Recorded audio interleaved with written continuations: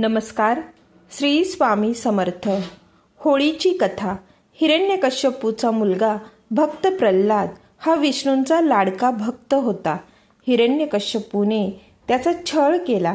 प्रल्हादाने श्रीकृष्णांचे नाव घेऊ नये म्हणून हिरण्यकश्यपूने त्याला उंच कड्यावरून खाली टाकले.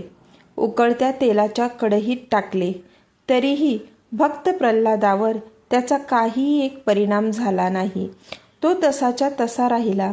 शेवटी हिरण्यकश्यपूची बहीण म्हणाली, मला वर लाभल्यामुळे अग्नीपासून मला कोणतेच भय नाही. मी जळणार नाही. मी प्रल्हादाला घेऊन अग्नीत बसते. त्याप्रमाणे हिरण्यकश्यपूची बहीण हुंटा प्रल्हादाला मांडीवर घेऊन अग्नीत बसली. सभोवती गोवऱ्या रचून पेटविले गेले.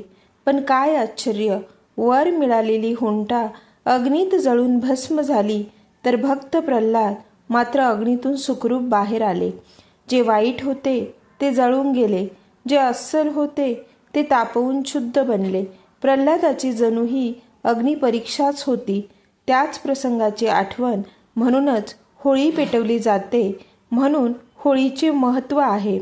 होळीचा सण, उत्सव फाल्गुनाच्या रंगाने आपले जीवन रंगीत बनवणारा, वसंतातही संयमाची दीक्षा देणारा, संघनिष्ठेचा महिमा समजविणारा व मानव मनात समाजात असलेल्या आसुरी वृत्तींना जाळण्याचा संदेश देणारा उत्सव म्हणजेच होळी हा सण होय. श्री स्वामी समर्थ. व्हिडिओ आवडल्यास लाईक आणि सबस्क्राईब नक्की करा. त्याचबरोबर कमेंटमध्ये आपल्या महाराजांसाठी श्री स्वामी समर्थ असेही लिहा. श्री स्वामी समर्थ.